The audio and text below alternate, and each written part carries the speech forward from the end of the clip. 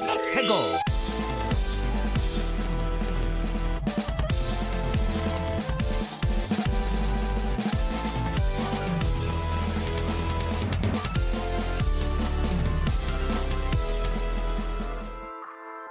Hello and welcome to another episode of Ferret64 with me, your host, Yemmy the Ferret. Ferret64 is, of course, the one-stop shop for video game news, occurrences, first impressions, and so much more. We got a nice, juicy episode for you today. We got what I've been picking up this past month, which is a fair amount. We also have talk about the first Berserker, Khazan, more Assassin's Creed, Styx, Shards of Darkness. Can't wait. We also have a Nintendo Direct to talk about. But first, we are going to go over what I've picked up this month, and then we'll jump into that Nintendo Direct. So sit back, relax, and let's go. What have I picked up this past month? All right, we're going to start off with some stuff that I picked up on eBay for various reasons. This is actually the first what have I picked up this past month that is on the Spotify video version of the podcast. So if you want to check it out there, it is also there as well.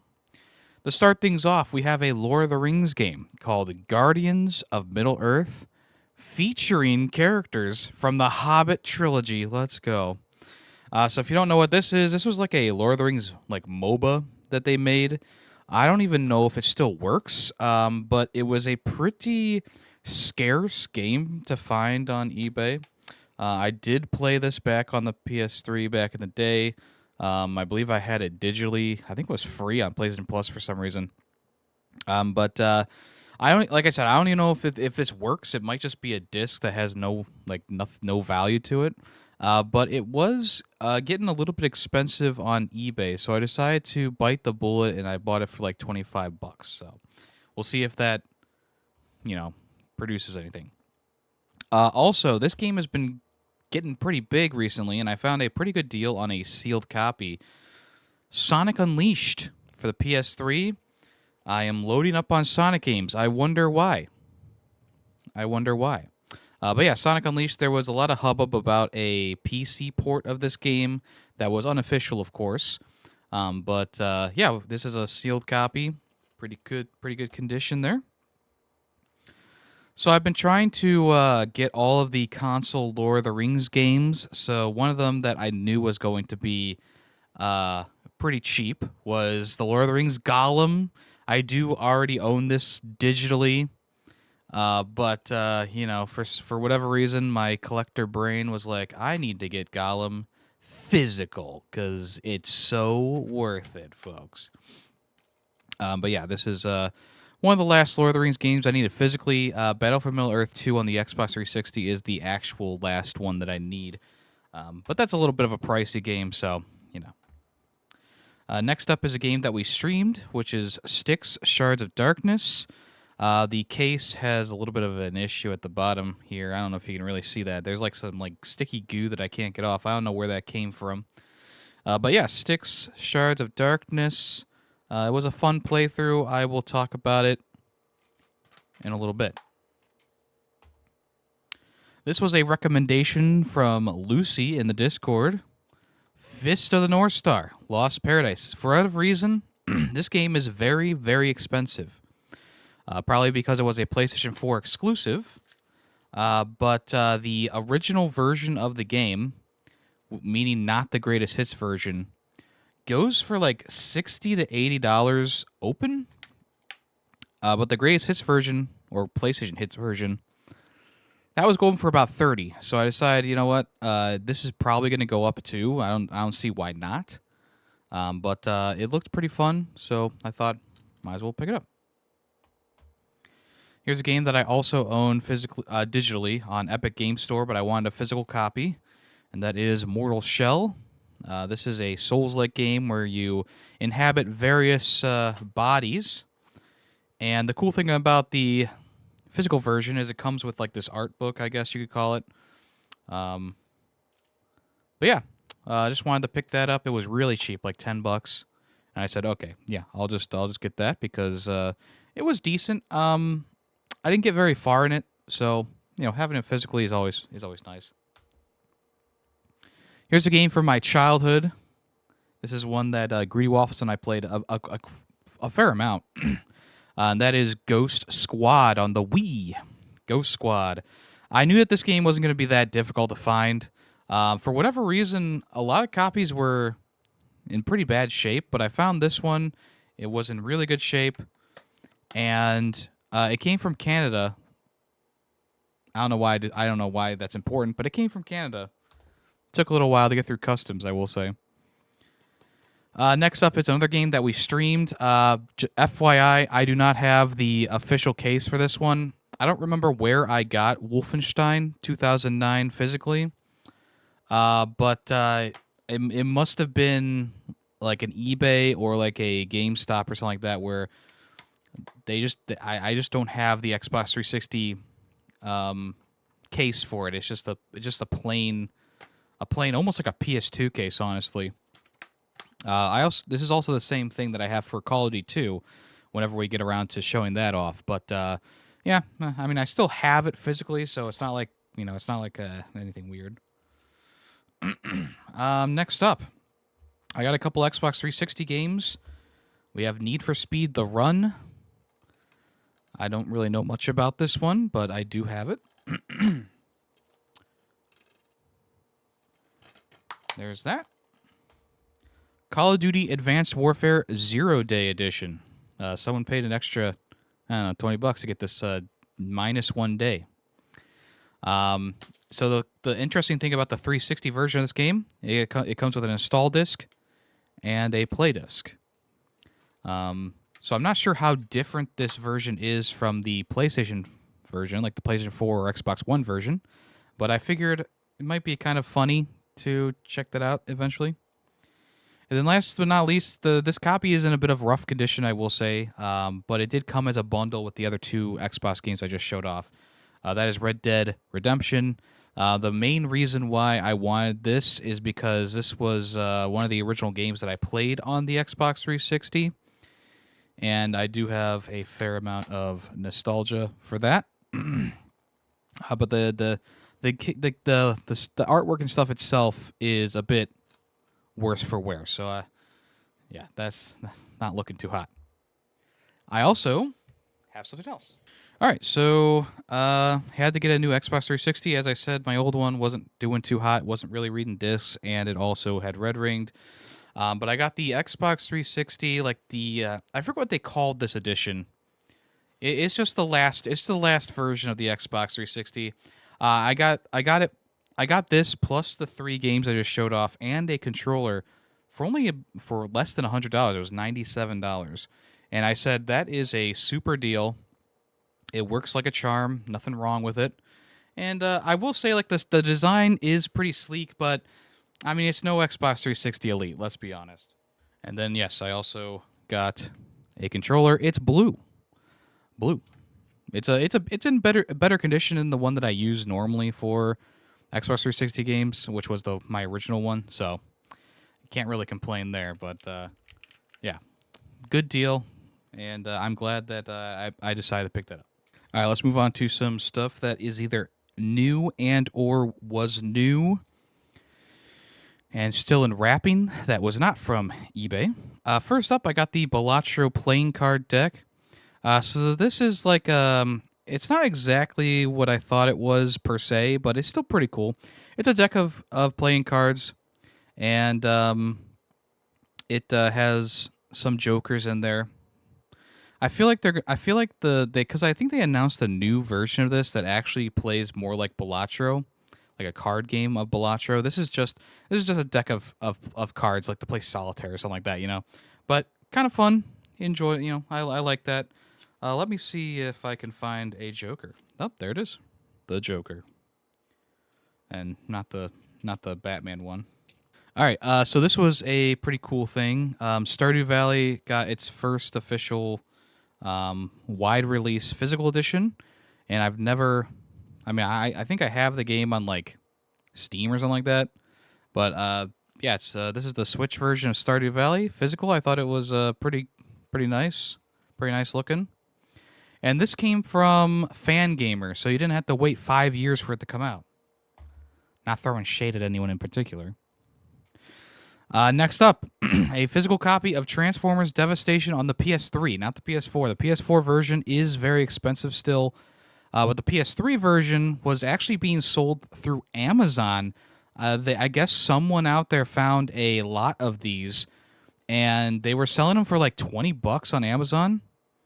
And I don't know how different the two versions really are, but this was a great deal, especially because the physical version of the PS4 game just goes for astronomical dollar amounts. So this was a excellent find. Wario64 to blame for that one. Next up, another Amazon game. What is it called? Warhammer 40K Shootas, Blood, and Teeth. This is a side-scrolling shoot-'em-up set in the Warhammer universe, and you play as the Orcs. I believe you play as the Orcs. So this was like $5 on Amazon. I couldn't resist that one. Also, this was a Woot deal. Persona 5 PlayStation Hits Edition. This comes with all the. I believe this comes with all the DLC on it.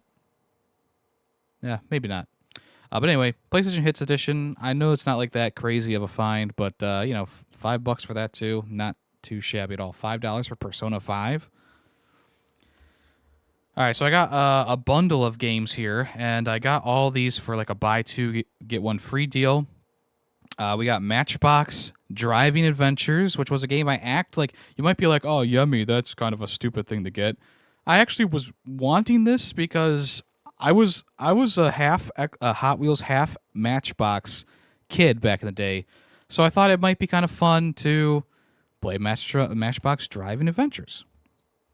This one I had never heard about, but the cover of the game is really cool. How do you pronounce this? Numeta? It looks like it looks like it's a horror game. Maybe like a first-person horror game. Hard to say, but the cover looked too cool. The cover was too cool. I was like, okay, I'll pick this up just because the cover looks cool. I don't care. Issue is that does have a hole in it there, which is unfortunate. And then last in this bundle, I got Unknown 9 Awakening. I remember hearing about this when it first came out, or before it came out. I don't exactly remember what it is, but I remember being kind of interested in it. So, Unknown 9 Awakening. May never play it. Who knows? Here's a game that I've had pre-ordered for quite some time physically. I do own it digitally on Steam, but I really wanted a physical edition. That's The Messenger on PS5. They recently released this. It was pre-ordered for quite some time on Amazon. If you don't know what this is, it's a Metroidvania where it's like a one-hit kind of kill scenario for both you and the enemies you face, except for bosses. So I found this to be very charming, very good. I never finished it though, so maybe I'll go back and finish that on Steam eventually down the road. But yeah, the only thing that sucks, disc is loose, and I've been trying to do the little trick to get them into place. I got it to work with a couple games, but I just can't. For some reason, I can't figure it out with this one. All right, folks, it's time for a meme. Concord, also loose disc, which is the most annoying fucking thing in the world because this is definitely a game that I'm not going to open. But Concord, the physical version. So, Yemmy, did you spend astronomical dollars for this game? No. Do you know why? Because I was smart and waited for all the hype to die down, and I bought it when it went down to $15 on the listing that I was following. And if you did not do that yourself, if you decide to buy this for hundreds of dollars, $100 or whatever, you are dumb. I'm going to say it. Anything above $20 for this, not going to be worth it. This is the collector's item just to fill out your PS5 library. Make sure you have all the PS5 games. The disc is worthless. The game itself, worthless now because they shut it down. And also, I don't think it's ever coming back, which is, I don't know if that's a shame, but it's kind of crazy. It was a crazy ride for this game. I know what you're saying. That's a waste of money. Maybe it is, but for the collection, I don't care. All right, here's a game I also played on Xbox Game Pass. This is Metal Slug Tactics. This was a limited run release, so I ordered it last year. Came in yesterday, actually, before recording this. I thought it was a pretty fun game. I didn't get too far in it because it is pretty difficult. But, yeah, I thought the physical edition looked really good. I love the artwork on the front. And, yeah, there you go. All right, here's some brand spanking new games. We got Split Fiction, which I've already talked about a couple times on the podcast. So this one is open.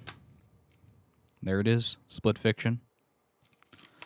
This did come with a pre-order keychain. Oh boy. Pretty much just the two protagonists in their little worlds on a keychain.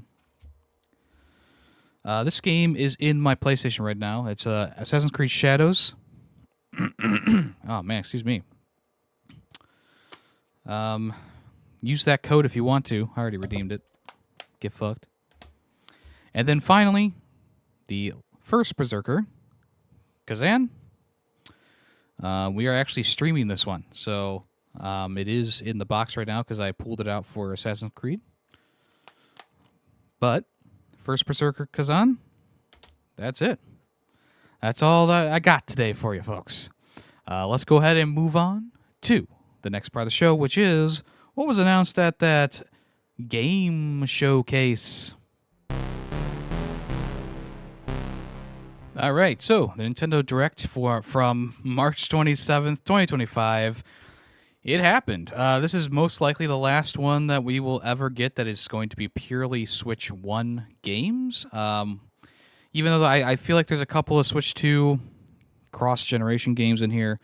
I believe that this is like the last one, the last hurrah for the original Switch, seeing as next week, it's already here, is the Switch 2 Direct. So let's quickly go over what was in this thing. It started off with a couple of games that I wasn't like super interested in. The first thing was Dragon Quest 1 and 2 HD 2D remake. Obviously, this is just like the remake of the third game, where it's got enhanced graphics. It's got some quality of life stuff in there. It's interesting that they are putting 1 and 2 as a bundle. It's possibly because they're both a little bit shorter than the third game. I don't know. I'm just kind of spitballing there. People are thinking that you can play as a new character in the game, in both games. So I guess we'll see what it all really entails once it comes out. Yeah, and the third game is technically the first one in the series, technically, or at least in terms of storylines.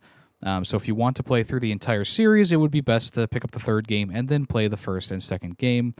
But there you go, Dragon Quest 1 and 2.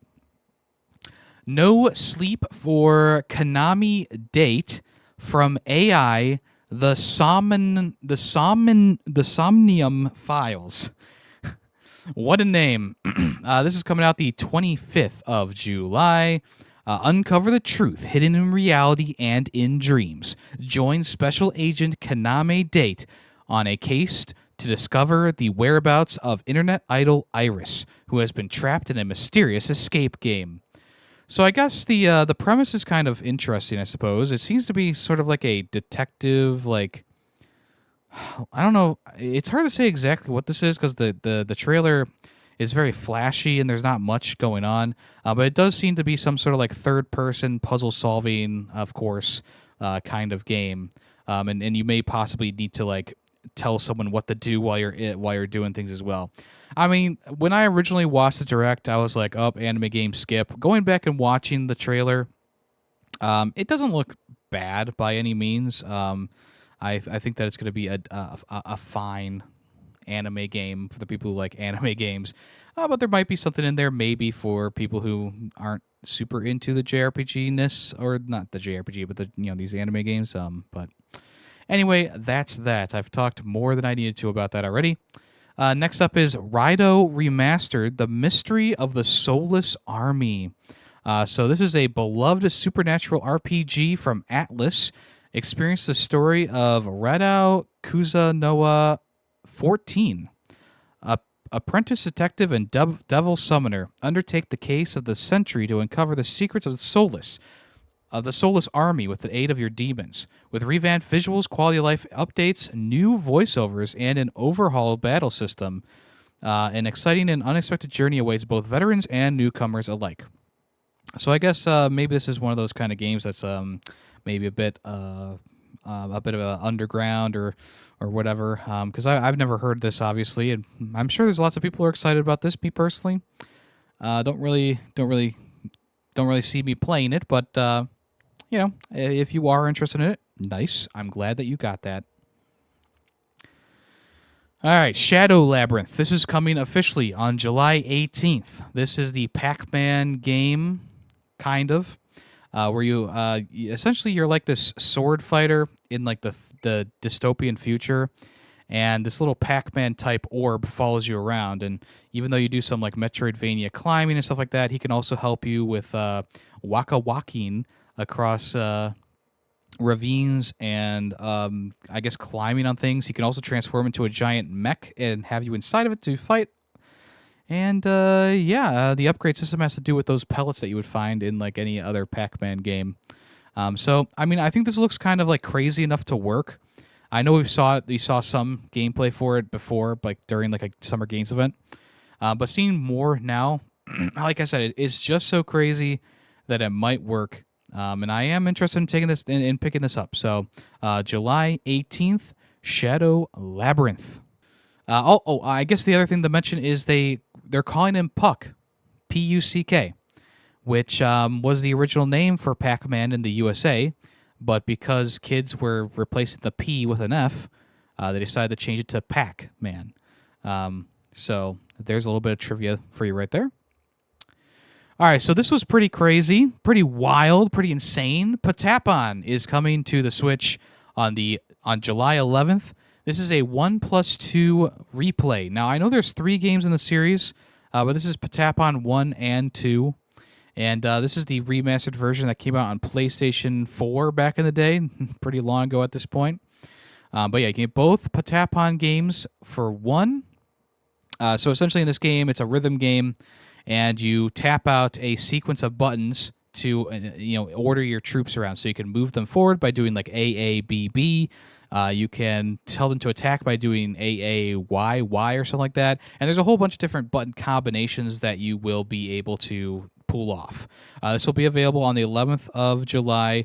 And this is the first time Patapon's making its appearance on a console that's not that is not Sony related. I believe it's because they gave the rights or they gave the IP to Bandai Namco. And there's going to be another game in this list too that is also coming from Bandai Namco, who got the rights from PlayStation to port it. But this is actually a pretty good one to put onto the Switch, simply because it was originally a PSP title, and the Switch is a portable console, and it's pretty similar, all things considered. It just has an extra analog stick on it, but you don't really use the analog stick anyway. You just press buttons. So yeah, if you want to check that out, it's a pretty fun series of games. They start off a bit slow, in my opinion, because they're just teaching you the basics. But once they get going, then the challenge kind of ramps up and it gets a lot better. So, Patapon 1+2 coming soon. I would buy this, but I would like a physical version of it. I think that the physical version would be pretty cool. All right, a new Story of Seasons game is coming out called Story of Seasons Grand Bazaar. If you don't know what this is, it is pretty much the spiritual successor to the... what the heck was that series called? It's adjacent to Animal Crossing. Harvest Moon. The name escaped me there for a second. But yeah, this is coming... I believe that the Story of Seasons games are from the same guy or the same team who originally did Harvest Moon.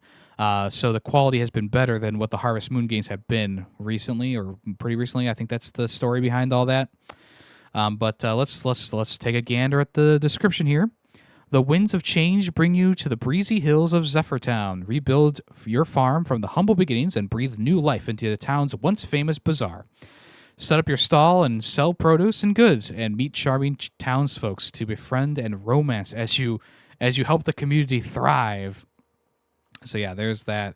Um, I mean, look, if this is your thing, then that's great. I'm not going to be checking this out, but you know, it might be a fun time for you if that's what you like. If you like Harvest Moon, there you go. All right, the kind of like a surprise showing. I was expecting this to be shown off at the Switch 2 event. Metroid Prime 4 Beyond. They showed this game off, and they actually showed a fair amount of it off. Actually, I mean, it's still like only like a 3-minute snippet of gameplay, but what they showed was very good. It showed Samus going through a bit of a jungle environment and scanning things, of course. And then eventually they show her using psychic abilities, which is going to be the main thing for this game. So you can harness psychic abilities, move orbs, kind of like draw like the pattern on a door and open it, kind of thing. So that could be really cool to see what they do with this whole idea. Obviously, the Metroids are back; they're doing their thing. Metroid Prime 4, though, is coming sometime in 2025. I'm expecting it, personally, to be a Day 1 Switch 2 release, but we will see. We will see. Also, it looks like they're giving her a new suit. It's got a very Metroid Dread type feel to it with red, but it's got black instead of white. So it's a red and black suit. It looks very sleek, very cool. A lot of people are saying that this is harkening back to the original Metroid Prime game, and it definitely seems to be doing that, especially with the jungle atmosphere and the ancient ruins that they showed off. But I feel like they're going to be doing much more with this because if people tend to forget, the last time we saw this, there was like a beach landing of some sort where Samus was fighting pirates on like a beach. Seemed like a pretty cool thing, maybe like a city environment there. So I'm guessing that either you're going to be on this planet and it's actually going to be more than just the jungle world, or we'll be going to multiple planets, which I don't feel like they're going to do that until a different time. But we'll see. I'm very excited for this. It looks very good, and the new psychic abilities might be pretty fun. Here was a Day 1 release, Disney Villains Curse Cafe. Now, I forgot to check this out. I was going to check this out, but I forgot.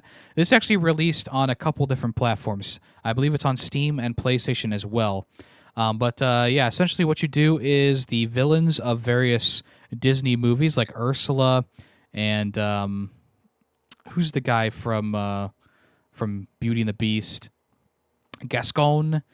Also, Cruella de Vil and Captain Hook and Maleficent and the guy from Princess and the Frog. Or no, that's Jafar. Jafar is there too. But yeah, essentially they order tea, and you need to figure out what the tea is and make the tea for them. So it doesn't seem like there's too much going on per se, but it might be a bit of a fun time for people who are fans of the Disney villains. I mean, a lot of times the Disney villains have more of a fan base than the movies themselves. Yeah, there you go. If you want to check that out, that is available right now. It was a shadow drop.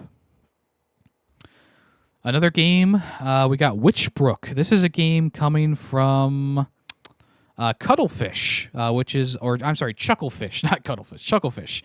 They are known for their beautiful pixel art games, and this one is no different from that. Essentially, Witchbrook. You discover the magic around you and spark life into a charming seaside community when you become Mossport's new resident witch. Master spells at Witchbrook College, craft goods to grow your witch business, participate in seasonal events, and customize your charming cottage and garden to suit your style. Make friends, find love, and discover a world filled with wonder on the road to graduation and beyond. So yeah, the pixel art looks really good. I don't know if this is going to be a game that I'm going to pick up personally, but if you are a fan of like these Stardew Valley type games, I suppose, this one is obviously more geared towards people who are maybe Harry Potter fans. It definitely has a more Harry Potter wizardry kind of vibe to it. So if you want to check that out, Witchbrook. This is coming in winter of 2025. The Eternal Life of Goldman. This was shown off a couple times now. This is like a platformer, maybe Metroidvania type game where you are an old man who has various different canes at his disposal, and depending on what you kit your cane with, you can do different things. So it looks very good. I think the art style is beautiful. It got this very nice hand drawn art style, which is very lovely. Obviously, the idea of bouncing on your cane reminds me of Donkey Kong Country Tropical Freeze. But this looks, it's obviously a very different vibe, very different thing going on here. So if you want to check that out, this will be coming in winter of 2025 as well. Gradius Origins. This is like a whole collection of Gradius games. It is coming to pretty much every single platform, and it also has a limited run release coming to it with a special edition. But essentially, Gradius.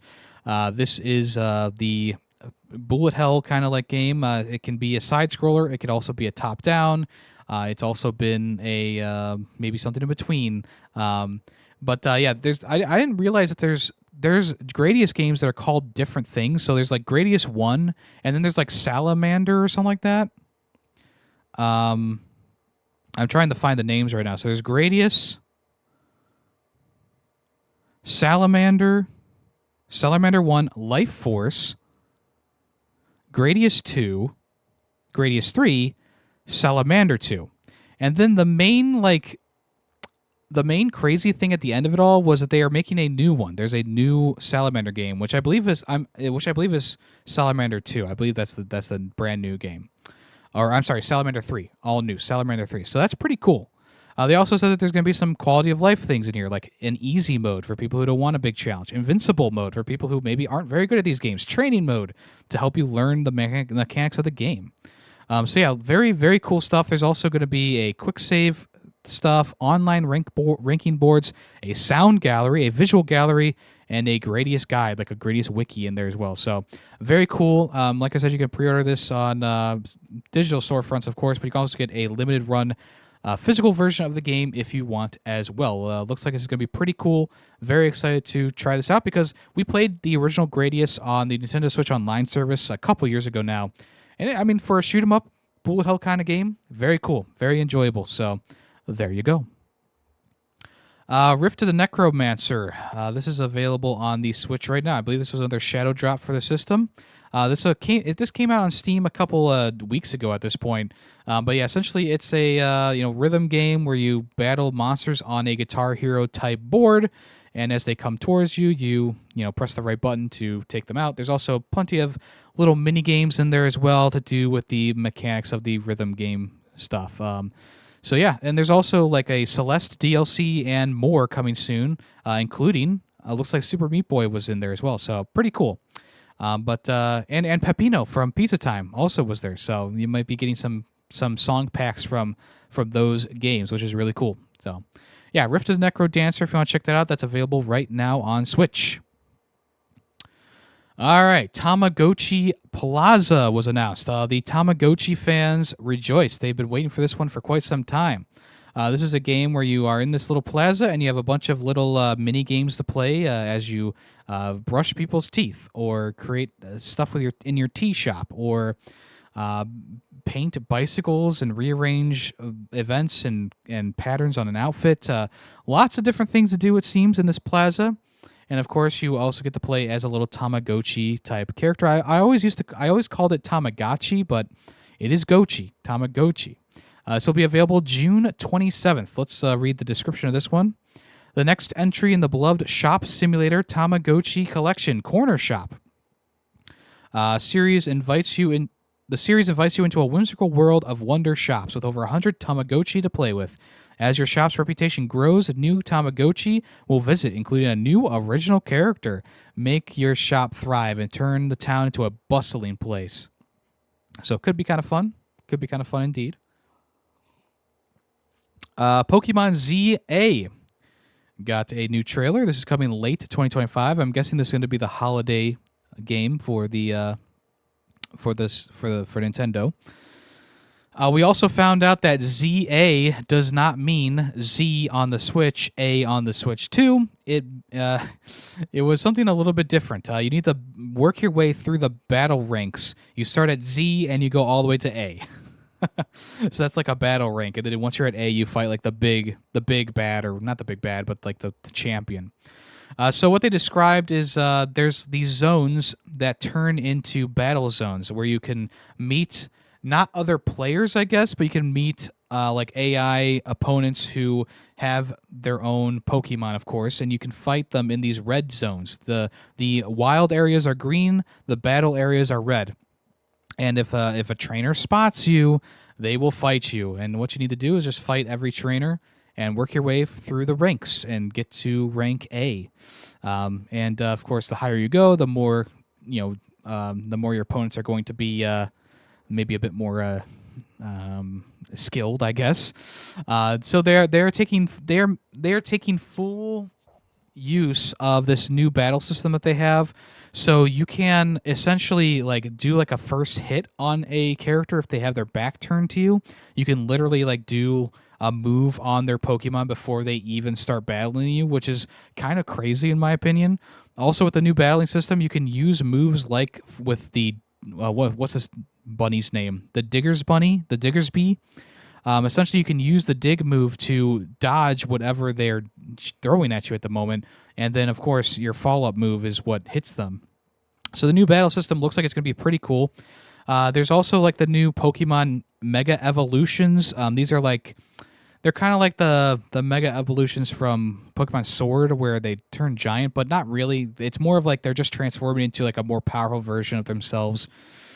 So it's like an EX or whatever kind of version of the Pokemon.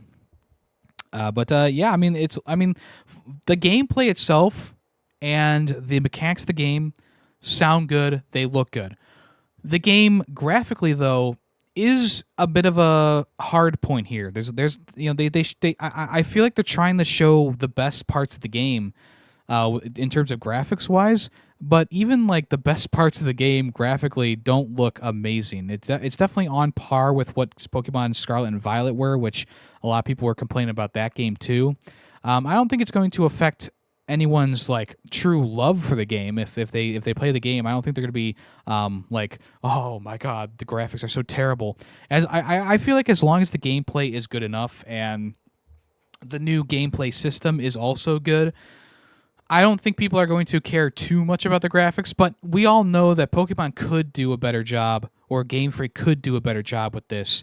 And hopefully when the Switch 2 does roll around, we will see that there's a Switch 2 version of this game where they put more time and effort into to make because the game will be able to work a little bit easier, hopefully, on Switch 2. Hopefully there's going to be like a Switch 2 version of the game. If not, that's unfortunate. But I feel like Pokemon games need to evolve. Funny enough, ironically enough, evolve right now because, I mean, we got games like Breath of the Wild and Mario Odyssey and stuff like that on the system, which look amazing still, and Pokemon just kind of been lagging behind. Like even Pokemon Sword and Shield look better than the next two games in the series. Maybe not Arceus, but still, like there's so much they could do with the graphics of these games, but they decide to keep going with a more simpler route here. But like I said, this could not matter at all because the game could be a 5 out of 5 in every other way, which I'm hoping. That's what I'm hoping for. Because after playing Pokemon Sword, yeah, I mean, I really enjoyed that game, and I'm very excited to try this game out, especially because it has a whole new battle system in there. It's got the pretty cool like city kind of aesthetic to it.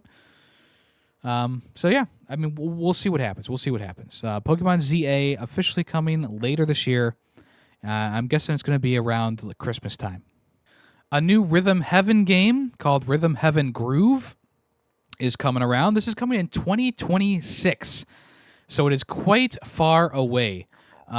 So if you don't know what Rhythm Heaven is, it's a rhythm game where you play these little like micro games and you do things to the beat. So you press A at the right time with the song or whatever. They didn't show too much off for it. They went over the basics of the game because obviously there hasn't been a Rhythm Heaven in a while. And then they just showed some snippets of some mini games that you'll be playing. So hit Rhythm Heaven Groove, not coming until 2026, but it is cool that we're seeing a new Rhythm Heaven game. All right, so one of the main question marks about the Direct was the virtual game card sharing. So this was a big thing, like smack dab in the middle of the Direct. I guess it's more towards the end of the Direct, where they talked about how you could now make virtual games kind of like physical games. So they started off by showing like, hey, physical games, you can put them into any Switch you want and load it up and play it on any Switch you want. Well, now, what if you buy a digital game? You're going to want to do the same thing, right?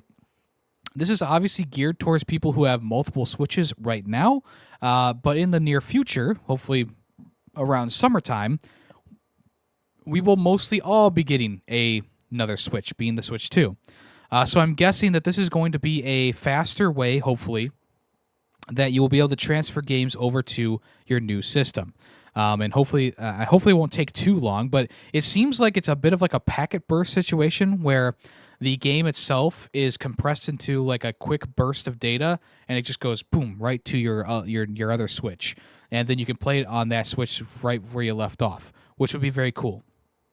They also talked about if you're using like a different account or if you have family members, you'll be able to share games virtually with other people. I do believe that the Switch needs to be in the general vicinity of the original Switch in order to share it, but essentially you can share games with other people and they get a 14-day period where they can play the game on their Switch. They keep their save file after the trial period is over, and they can decide if they want to keep playing it, whether it be through sharing it back from the person or buying it themselves. So there's a 14-day period where the virtual game is put onto that Switch, and the other person can play that virtual game or digital game for 14 days, and then it goes back to the person who originally owned the Switch. So obviously this means like I feel like there's going to be like an internal counter in the Switch, because I don't think they're going to limit it to just being like you have to be online to play this game all the time. I don't feel like they're going to do that. I feel like that's not what they described. Yeah, I mean, there's a lot more to this obviously than what they showed. I feel like, but I do feel like this is for the people who are getting the Switch 2, or this is for someone who has multiple Switch consoles that they play across. Like, oh, I bring my my Switch Lite on plane trips, or oh, I have a Switch OLED that I play the newer games on, or oh, I have a Switch at my maybe my parents are split and I have a Switch at my house, my dad's house, and my mom's house, something like that. So yeah, the digital games will essentially allow you to trade games between your own consoles. But the weird thing is like, okay, so if I have a Switch at my mom's and I have a Switch at my dad's, I need to have both those Switches together in order to transfer the games over anyway. So it's a bit of a weird thing there. But maybe they'll expand more on it with the Switch 2 Direct. We'll see what they really want you to do with this, because I feel like this is just like the rudimentary like baseline what you can do with it between Switches, and we'll see if there's any other application to this. I know a lot of people were freaking out about this, like going, "Oh my god, this is so cool." I was like, I mean, yeah, but if you have a physical game, it's like, I don't know. And also, if you still have to download the data and you have to do all this stuff, like, it's still going to be about the same as just downloading a digital game to your Switch. It is cool that you can share the game with family members, stuff like that. I feel like if you have like a family account on the on like the NSO service, I feel like you should be able to send games to your family members without the 14-day limitation. But maybe they're trying to make sure that people don't have their friends on that, and they go, okay, you live in Australia, here's my copy of the game, you can have that forever or whatever. But like I said, it also could be cool just as like hey, I want to try this game out. Your friend comes up and says, hey, I want to try Breath of the Wild. I've never played that. You can say, oh, here, digitally give you my copy for 14 days, see if you like it. I think that's a pretty cool thing. But yeah, this is not going to be something that I use a lot. I mean, even when the Switch 2 comes out, I don't think I'm going to use this, because if I'm playing a game on my Switch, I'll just play the game on the Switch. It doesn't matter to me. Also, I have a very limited digital game collection on the Switch. I think I have like 4 games that are digital, and that includes Mario Kart 8, of course, because it came with the console. But other than that, yeah, I mean, everything else is like an indie game here or there. Most of the stuff that I have on Switch is physical. So this doesn't really matter for me at all. All right, we had a sizzle reel with a couple games here. High on Life is coming to the Switch on May 6th. If you don't know what this is, it's a goofy boomer shooter coming from the same guy who did Rick and Morty. Obviously, there's been some stuff that happened, but it is more so from Squanch Games, the developers of Squanch Games. But there's a lot of Justin Roiland voice acting in the game. So if you like his style of comedy, obviously this is going to be a game that you enjoy. Now, back when this game originally came out, I did like the Rick and Morty stuff, but it's kind of been overplayed at this point. I feel like I'm not like super into his comedy style anymore. Like he had too many projects going on with like here's that solar family game thing, and then here's this game, and then Rick and Morty was still going, and it was just overload. And I think that's what caused me to not really enjoy the comedy style anymore because it was overload. But if you want to check this out, High on Life, it's like I said, it's like a boomer shooter. You get like all these goofy living guns, and you fight like an evil corporation. If you want to check that out. Star Overdrive. This is coming the 10th of April. Race across an alien planet in high-speed action adventure. Glide on your hoverboard, mastering gravity-defying tricks, battling powerful enemies, and solving puzzles. Use your unique powers to overcome challenges, unravel mysteries, and shape your destiny. So this looks like a pretty cool game. I don't think the sizzle reel did it justice, honestly, because I don't think they really even showed like the guy like hoverboarding at all. Like they did like a couple of quick shots there. There is a demo available for this right now if you want to check that out. But yeah, I mean, I think it's a cool concept, and I just wish that they showed more of this game. I feel like the little sizzle reel didn't do it justice. Here's a cool one, The Wandering Village. This is coming July 17th. Essentially what this is you build like a town on top of a moving like giant monster type thing. And you move across a world map that's ever changing. So you have to deal with the various new environments, I guess, that they walk into, while also managing the people of your town. And the little sprites are like 2D hand-drawn characters, which is really cute. And also, it's got that strategic like layout because you only have a limited amount of space to use on the back of this animal. In the description, it says, in a world where mysterious plants are spreading all over the earth, a small group of survivors seek shelter on the back of a giant wandering creature. Build your settlement and form a symbiotic relationship with the Colossus in this city-building strategy game. So yeah, looks really fun. I think that it looks pretty cool. So I'll probably be checking this out. I think it's coming to more platforms than just Switch, but I didn't confirm that. King of Meat. Also got a quick little sizzle thing. King of Meat, this is coming in 2025. It's pretty much Fall Guys, but a bit more brutal, I guess, with various spike traps and stuff like that.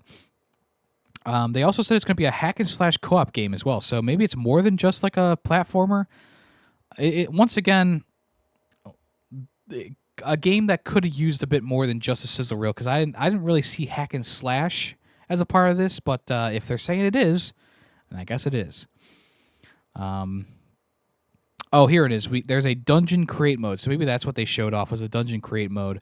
But it is a 1 to 4 player hack and slash co-op combat game centered around the most watched and only TV show of the mythical world of Lorgok. Players step into the roles of contenders, battling through devious dungeons to compete and be crowned champions. So, might be a bit fun.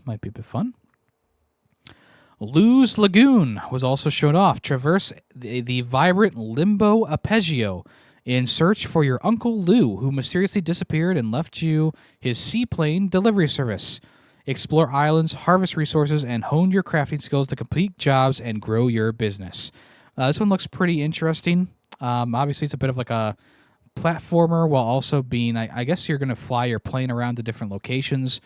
This is coming in summer of 2025. Also, Fantasy Life I, or 1, The Girl Who Steals Time. Embark on a time-traveling adventure in the sequel to the popular 3DS game, Fantasy Life. Explore a vast open world, craft unique items, decorate your home and island, or delve deep into dungeons. The possibilities are endless in this slow life RPG. Doesn't really sound like something that I'm going to play, but if you want to check that out, that'll be available on the 21st of May, 21st of May. Next up, Saga Frontier 2 Remastered. This was a shadow drop as well, available right now. This is a remaster of Saga Frontier 2. Duh. I don't have much to say about this. It looks like a turn-based RPG, kind of in the same style as Fire Emblem. All right, Monument Valley 1 and 2 are coming on April 15th. This is a puzzle-solving series, and they announced that there is a third game coming in summer. So this is good. The Monument Valley 1 and 2 are available on all platforms right now with the Switch 2 release here. So if you want to check those out, they're pretty good puzzle platformer games. Have some pretty tricky puzzles in there and also some pretty cool visuals. The visual style is kind of reminiscent of Cocoon. Obviously, these games came out before Cocoon, so Cocoon is more reminiscent of these games, but I digress. And then also, yeah, the third game was announced, and it's coming in summer, which is pretty cool. Very much enjoyable series if you want to check that out. Everybody's Golf Hot Shots. This is a new game coming from the Everybody's Golf series, which used to be called Hot Shot Golf, funny enough. So the Switch version of this game, I think there's going to be multiple versions of this game, but the Switch version, graphically, not impressive, but I think the gameplay looks pretty good. Obviously, Hot Shot Golf is all, and Everybody's Golf has always been a more arcade golfing experience. So, there's various things that can happen, like monoliths falling from the sky and tornadoes pulling your ball closer to the hole and stuff like that, and little boosts that do. So, yeah, I think the game looks fine. Graphically, though, I was maybe expecting a bit more from this graphically. If they do end up bringing it to other consoles, which they are, I would hope that they maybe touch up the graphics a bit for the different consoles. But we'll see. I mean, the Everybody Golf series has been fun, and Hot Shot Golf was also really good back in the day too, so I'm not really complaining that we're getting a new one of these. Also, another Sony IP coming to various platforms because it was given to Bandai Namco, and I think it's a good idea for them to do. It's a bit shocking, I suppose, to some people. For me personally, Everybody's Golf just felt right at home, much like Patapon. Just kind of feels right at home on Switch. I have no issues with that, but sure, pretty cool, pretty exciting. One of the last things here was Marvel Cosmic Invasion. This is coming in winter of 2025. This is a new beat-em-up in the retro style, like an SNES style, where you play as various heroes of Marvel, including Captain America, Wolverine, Spider-Man, and more. Yes, this new pixel art adventure looks really good. They did a great job recreating that old style of Marvel beat-em-ups. It kind of has the same vibe as Shredder's Revenge, which we got a couple years ago at this point.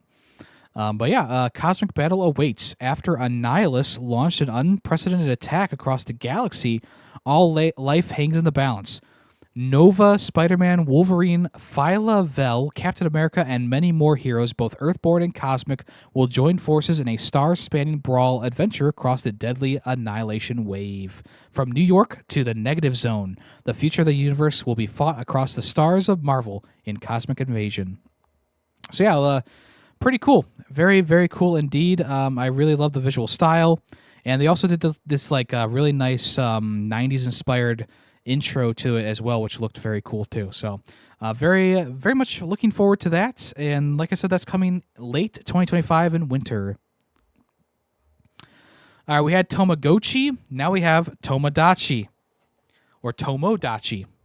This is Tomodachi Life, Living the Dream. This is coming in 2026. This is completely separate from Tomogachi, by the way. Tamagotchi. Completely separate from Tamagotchi. Tomodachi Life is a 3DS series of games where you have these little me-type characters who have ears now, and you have these little social circles and stuff like that you interact with them. You can interact. It's I don't really know exactly what this is, but I have seen people play it, and it looks very weird. Obviously, it's a bit of an odd type game, but yeah, I mean, if you're a fan of Tomodachi, looks like this one's going to be what you maybe want the series to do, and for a few years on now. So this is coming in 2026, most likely to the Switch 2, and of course it'll probably work on the Switch 1 as well if they're showing it here. But there you go. And finally, the big final announcement from Nintendo. They even had Miyamoto himself come onto the screen.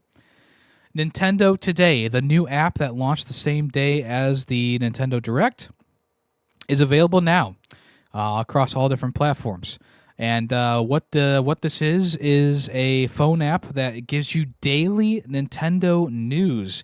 You can have news based on what series you like, or just general news from Nintendo. And essentially, what they're planning to do with this is give you daily new things to talk about, daily new things to show off from them. Now, obviously, I don't think every day is going to have a big, Nintendo Direct type quality to it, right? But they've already shown off that, the day after this Direct, they confirmed on the Nintendo Today app, that the Legend of Zelda movie will be released on the 26th of March, 2027. So they already did a huge news breaking thing in the app, which is kind of crazy. Not just kind of crazy, very crazy. You can also install a widget for it as well, a bit of a widget there. I don't know if you can see that, but there's a widget that you can do, and you can, once you get into the app, you can choose what style you want. So I chose the app just crashed on me. Lovely. Here it is. I chose a Pikmin theme for mine, of course, because Pikmin 4 is the GOAT of the Switch. But yeah, you can choose different themes. There's a Zelda theme, there's a Mario theme, Splatoon, etc. And then once again, you also choose what type of news you want. I just clicked everything. But you can have general Nintendo news. You could have Mario news, Donkey Kong news, etc. But yeah, essentially you just scroll through, and it gives you some new things here.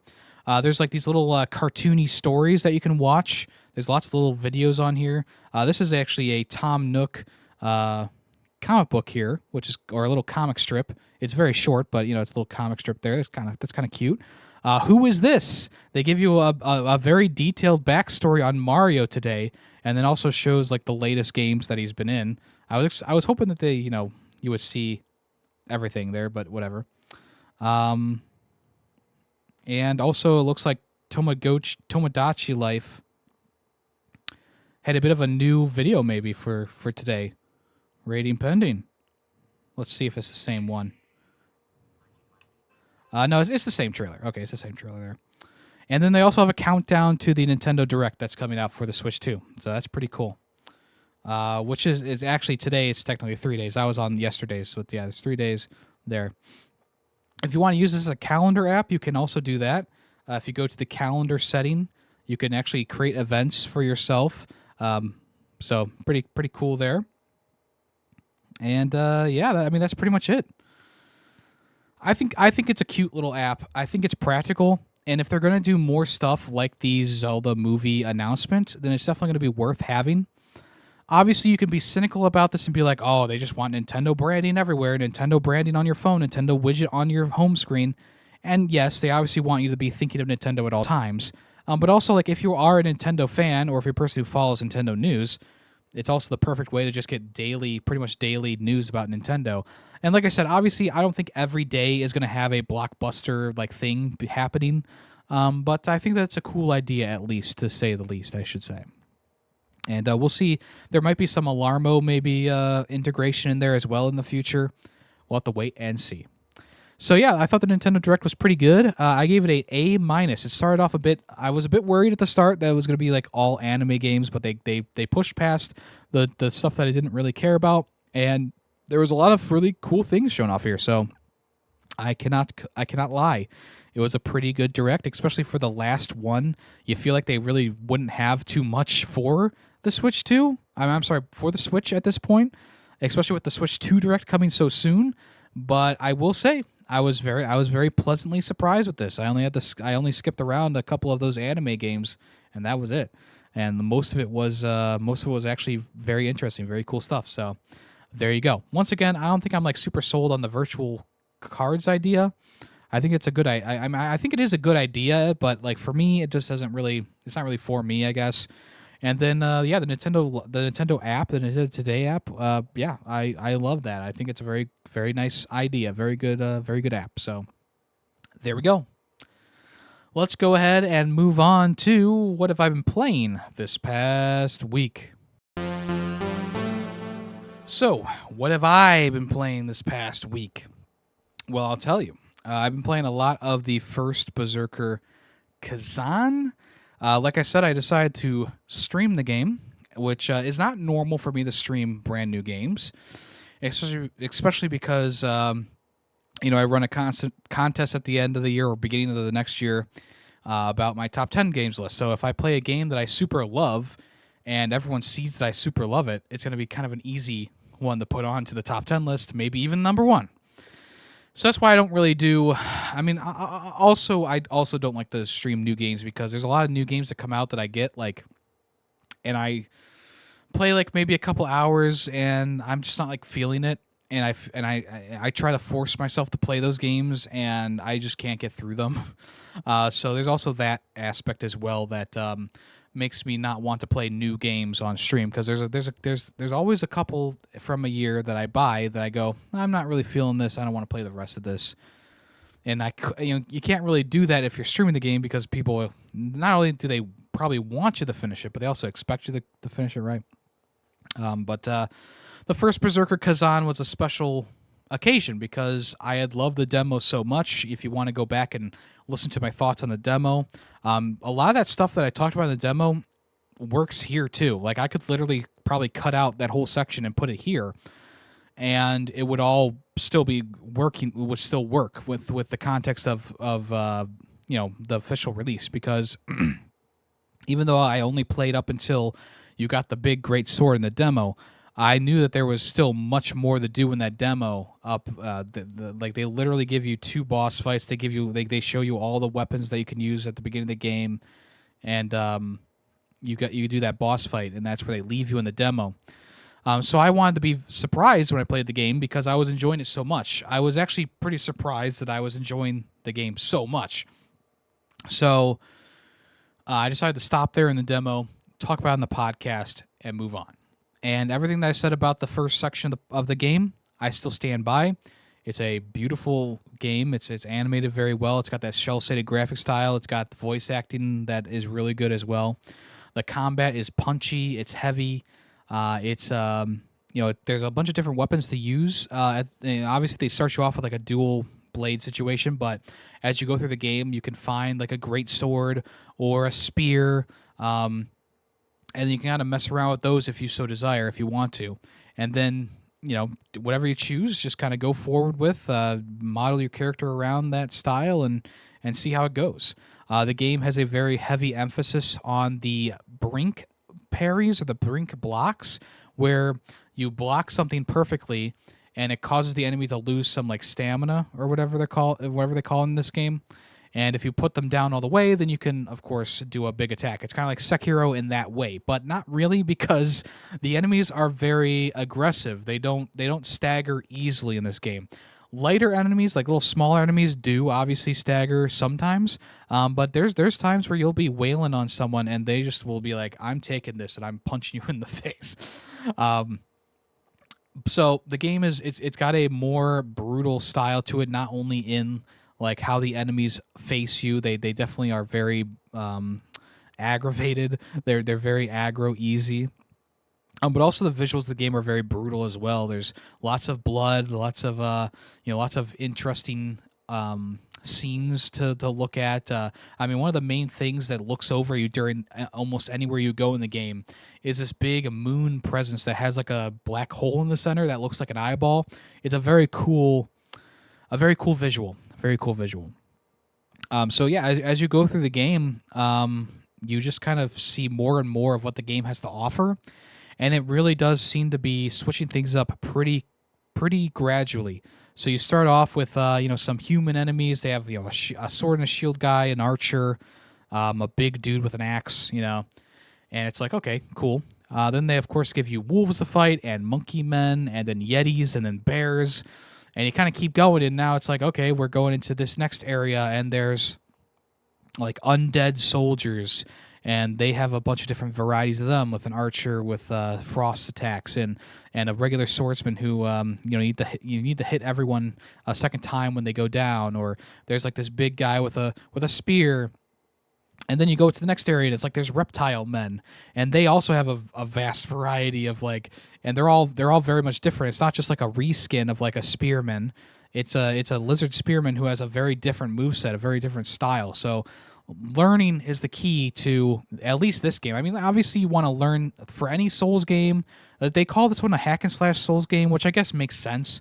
I feel like I'm playing it more like a Souls game than any other Souls game at this point.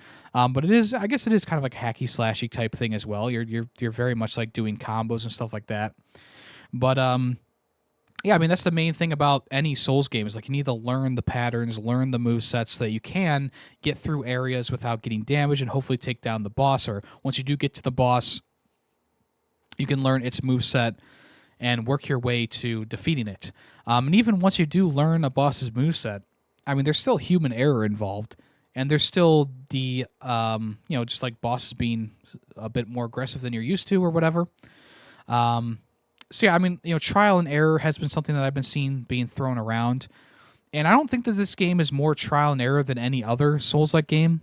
I just think that a lot of people are playing this one right now because it did get such good reviews for the demo, and a lot of people I think played the demo, and I think that a lot of people who maybe don't normally play Souls games, or maybe they went into it thinking it was more of a hack and slash type game, are getting tossed around a bit, and even me, a person who's played plenty of Souls games in his life at this point. I'm still. I mean, I was having trouble with I think it was like the third or so boss in the game, with the lizard with the staff, and he transforms into like a giant lizard. And it was just it was a process of learning the timing for the perfect blocks or which moves that you want to dodge instead of parry. And there's a bunch of different mechanics in there as well. Like there's a counterattack or a there is actually like a full-on parry move in there, which is a bit weird to time. Also, the counterattack is a bit weird to time as well. But once you get that down, you get it like almost every time, right? So once you get there's these moves that have like a red marking when they attack, kind of like Sekiro, where you can dodge, you can try to dodge, but you can't block and you can't like perfect block it. You have to do a counterattack if you're gonna hit take the hit. And once you get the timing of those moves down, they become so easy after that to do. But the bosses do tend to, and the regular enemies do tend to switch things up. And when they do that, and you're not expecting it, it can be pretty crazy. I gushed about the Yeti boss from the demo back when I originally played that, and this time around, the same thing. Just a very well designed boss that has various moves that link off of another one. So just as an example, like say he does like a big attack with multiple moves in it, and he just kind of like he stands there for a second with his fists stuck in the ground. You can kind of hit him a few times, but depending on where you are standing around him, he will do a different move when he gets up. If you're in front of him, he'll do like a swipe move as he gets up, or if you're behind him, he'll do a fall back move with these little like spikes on his back. He'll fall back and try and hit you with that. So that's a cool part of the game too, where it's like the bosses are very much like reactionary to what you are doing, where your placement is, and that's really cool. One of the bosses that I just beat, the spear lizard guy, he has a couple moves where he won't do them unless you are a certain distance away from him. So one of those moves is like a giant, like jump into the air and slam his spear down into the ground, and that move can really only happen if you are so far away from him. But even if you are the right amount away from him, sometimes he'll just do a spear throw, whether it be a diagonal or a horizontal one, and it's hard to really predict exactly what he was going to do because there's a couple of moves that he could do when you're at this range. But that's not that's the thing about the game though. Trial and error, sure. You could call it that, or just learning the boss's moveset is what I like to call it. So you can kind of get the tells of what they're doing. So if he does a quick swipe, he'll do another follow-up like right after that. So even if you miss the first swipe, you can still hopefully get the block on the second one because you realize what he's doing. And there is a bit of a wind-up on it too. So it's not like it's just like randomly like swipe. But I think that the game so far has just been fantastic. It's been such a good time. I'm enjoying it so much, and I'm hoping that people watching are also enjoying it. Like it's so exciting to get that perfect boss run where you're doing the perfect blots, bing, bing, bing, bing, bing, and then you get the hit in, and then you get like the combo in because you did it perfectly, and then they get exhausted, and you do like a little bit of a combo, and then you do like a massive hit on them. And also, it seems like most bosses have something that you can break on them. So like with the Yeti, there was like these ice spikes on his back that you could break that removed a bit more damage from him. With the dragon lizard guy, he had like these horns that you could break, and it would stagger him for like a minute. Not a minute, but a couple seconds to allow you to get more hits in at the moment. It seems like most bosses have that designed into them. And I just think that like game design is so important, especially for these Souls games. You can take a bad Souls game like The Surge, or I mean, I know Dark Souls 2 has kind of had a resurgence of people loving it, but I'll stick by that Dark Souls 2 is not that great. There's an inherent like poor game design quality in some of those games. With Dark Souls 2, it was very much like if you have a shield and you just walk around in a circle of the enemy, they can't do anything to you. You don't even need to dodge for most attacks, right? And with the Surge, it's kind of like that poor game design where the world that you explore is not designed very well. It's very confusing. It's hard to tell exactly which way you need to go, even though most Souls games don't tell you which way to go for sure. The Surge was just so like bizarre with its map layout. It just didn't make any sense. And with the first Berserker, Khazan, they got the map design down pretty well. It's mostly a straight path, but there are branching things you can do, hidden things you can do. They got the gameplay down for sure. The gameplay feels fantastic. And they also have a really interesting story going on in the background as well, with this guy who is seeking revenge against some people who did him dirty, and he teams up with this ghost that tries to take over his body originally. You team up with him to help him, make it so that the underworld doesn't get out into the real world, and you are also hunting down and taking revenge on these people who wronged you. So it's got a good story there as well, with lots of interesting elements mixed in. And then on top of it all, it just has this really nice art style that you don't really see in too many games, where it's like that cell shaded, like visceral looking style. But it's a very like, even though there's other games that are cell shaded, of course, this one just seems very unique to me. It just seems to be giving it a bit of an extra swagger to it. So right now, we are working our way through a bit of a village, like a seaside village, and I would say we're about halfway through that section. It feels like. And I will get back and report back to you about the game more once we play more of it. But as of right now, it has been an excellent experience. If you're a fan of Souls games, this is definitely going to be one that you're going to want to pick up. It kind of combines that Sekiro style of playing a bit more defensively and then choosing your opportune moments to attack, while also combining the perfect block system of Liza P to kind of make a nice little mesh of the two styles, while also having its own style as well. Like, it's still a heavy-hitting, combo-heavy Souls game, too. So it's combining those two elements from Liza P and Sekiro with its own unique systems as well. So it's very good. It's very good so far. I'm very much enjoying it. If you haven't already could tell. Yeah, that's really all I gotta say about it. If you want to check it out, I would highly recommend that. It's also like a $60 game, not $70. So that's already a plus for it as well. Not giving in to the wider gaming landscape right now. Gotta love that. So, first Berserker Khazan, give it a thumbs up right now. Probably 2 thumbs up. I've been having such a good time with it. All right, as promised, I've also been playing more Assassin's Creed Shadows. And the game has been good so far. I'm going to stand behind what I said last time. It's good. Not great. It's good. And I think that's really all it needs to be. I don't think it really needs to be Ghost of Tsushima 2, But I feel like now that I have both characters unlocked, I can really feel the differences between them. It's also funny that Yasuke, he's not a shinobi or anything like that at all. So if you try to do something like a leap of faith, he won't. He'll jump off, but he'll scream in fright and like fall. And and I guess it's lucky that he doesn't die, I guess. But there's a very distinct difference between these two characters. Obviously, there's a baseline difference just from their character perspective, but there's also a very much a combat difference between them because, as I said before in the last episode, Yasuke is very brutal, much like the first Berserker Khazan. He's a brutal character. He slices and dices, and he leaves no prisoners.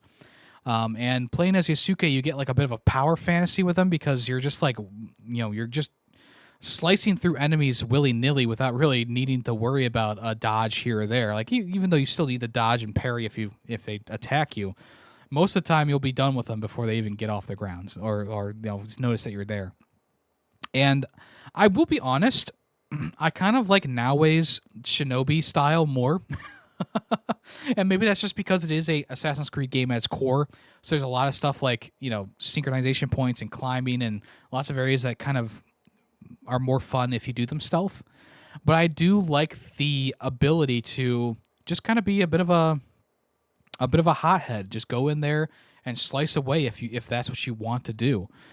Which I think is a nice little added bonus to have in the game. I'm kind of I'm working my way through it.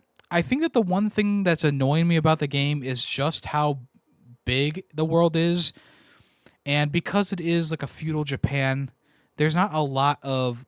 I should say there is a lot of running between two locations. A lot of times you won't really have a set path to go to get to the next like objective or the next village, and you'll just kind of be running aimlessly through tons of forest before you finally get to another shrine or another synchronization point or whatever. And even though there are pathways leading from and to each village, it's a bit of the long way, and I do tend to just kind of go straight towards my objective, which leads me through maybe some unsavory terrain. But I think that the design of the landscape is nice. I just feel like maybe they could have condensed the map a little bit. Because as it stands, this game does have the same problem as some of the other newer Assassin's Creed games, where you just feel like there's a lot of travel time for not really any reason. And I know, yeah, I could use the horse, but when I was using the horse and going along the pathways, I would have to stop every so often. It felt like very often to help someone get a scout or to loot a chest on the side of the road or whatever. And I just felt like, well, I guess I might as well just run everywhere. And now it's like, well, I guess I'll just run straight to the objective and just hit whatever's on the way. So a lot of times I will have like the idea of where the objective is, and I'll hit the like synchronization point or the shrine or the question mark that's in between there and where I'm at and where I need to go. So it does take a bit longer to get to where you want to go than I was hoping for, and a lot of that is just because there is a lot to do in the base world. Now, I say there's a lot to do, but there's also not a lot to do at the same time because a lot of the question marks are either like a town or a shrine or an enemy encampment, and or like a castle too. There's a lot of castles. Sometimes it's like a challenge for Yasuke or something like that, or like a place to meditate. But mostly, that's kind of like the main things that you run into. And I think that the game is getting a bit repetitive because it is a lot of like, okay, go to the shrine and find the scrolls. Go to this shrine and pray at the different altars. Or, as Yasuke, shoot these lanterns as you're riding horseback. Or, meditate and do the meditation game for this character. It's just like, I get it. Like, you want to populate the world with a lot to do. But I think the main thing that is still bugging me about the game is it doesn't really feel like you're doing anything in the world. Even though you 100% a shrine or you loot all the chests and take out the samurai at a castle, they will repopulate the castle with more enemies. Or, the shrine really won't do anything for you. It gives you a knowledge point, which allows you to level up, but it's not really much else going on there. The shrine isn't claimed for the assassins or the shinobi or whatever. It's just kind of like, okay, you did the shrine, good work. Same thing with the castle, like, you took out the samurai who were guarding it and you got their key and you opened up the big loot chest. Good job. Now come back and do it again if you so desire. I feel like they needed this game to be set up like Ghost of Tsushima in that way, where it's like once you loot the both the main chests at a castle and take out the samurai, you should be able to claim that for your clan, for your group, and you can't. And when you fast travel back to that synchronization point, because you can do that in this game, the base is repopulated, and now instead of like just going there and doing the leap of faith and getting out of the castle pretty quickly because there's nothing there to do anymore. Now all the enemies are repopulated. You need to either stealth around or fight through all the enemies that repopulated in your way. Obviously, there are ways to, of course, still scamper out of there without being seen, but still, I feel like it would have been a better idea to have that castle be taken. The game knows when you've taken out both samurai and unlocked the chest, so it's not like the game doesn't know that. But yeah, just to have them not repopulate the castle and allow you to move freely throughout it, or like I said, give it to your allies, and maybe instead of having to go back to the your allied camp, your little hidden base, maybe okay, so there's a blacksmith here, or there's a tailor here, or there's a character who is important to go back to the main base for, instead of having to go all the way back to the main base or fast travel back to the main base. So that's the main thing, I guess, that's kind of bugging me still about the game. I'm still playing it. I'm enjoying it. I think that it's a bit more entertaining than something like Assassin's Creed Origins or Odyssey, especially because it has that two distinct styles to it.